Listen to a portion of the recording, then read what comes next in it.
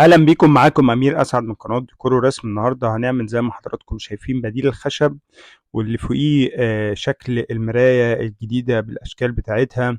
زي ما حضراتكم شايفين، تعال نشوف الطريقه ازاي وممكن يطلع معانا شكله ازاي، ولو قابلت مشاكل في الحائط ممكن تحلها ازاي او في التركيب.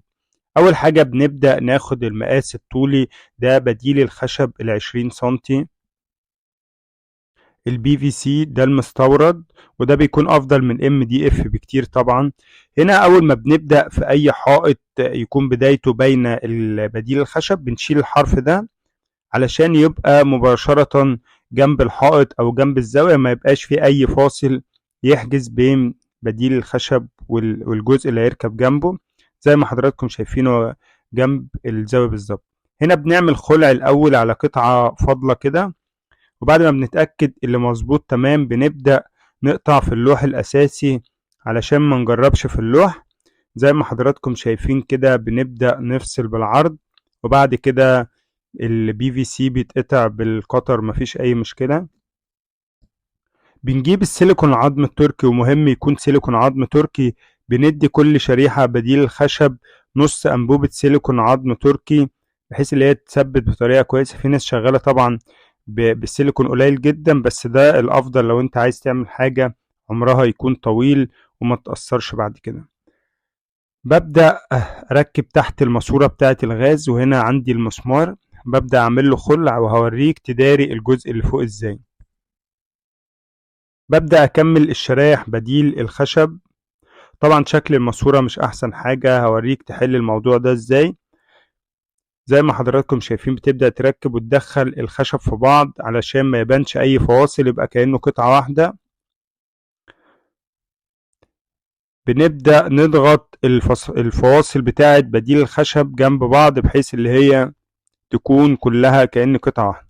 هنا بنركب لحد ما العميل يكون محدد المساحة بتاعته أو المساحة المعقولة للحائط.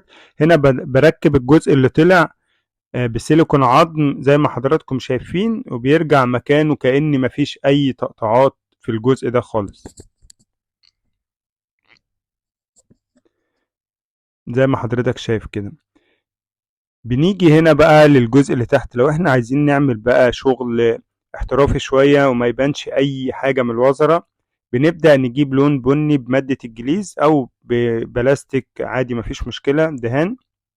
ببدأ أعمل نفس اللون، وببدأ أعمل الفواصل، وبعد كده بحدد ماسورة الغاز زي ما حضرتك شايف كده.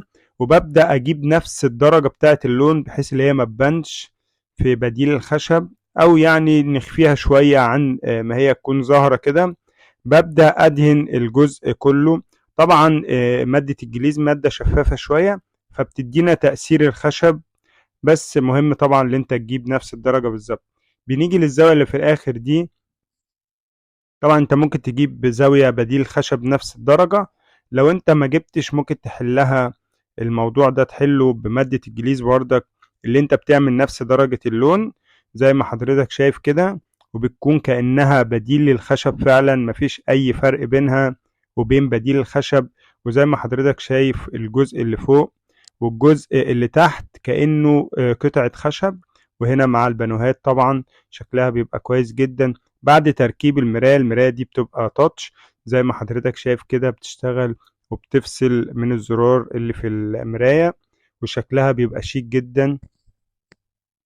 اتمنى يكون الفيديو عجبكم. لو عجبك الفيديو ما تنساش تعمل لايك. لو انت مش مشترك معنا في القناة اشترك وفعل الجرس ليصلك كل الفيديوهات الحديثة. اشوفكم على خير الفيديو القادم ان شاء الله.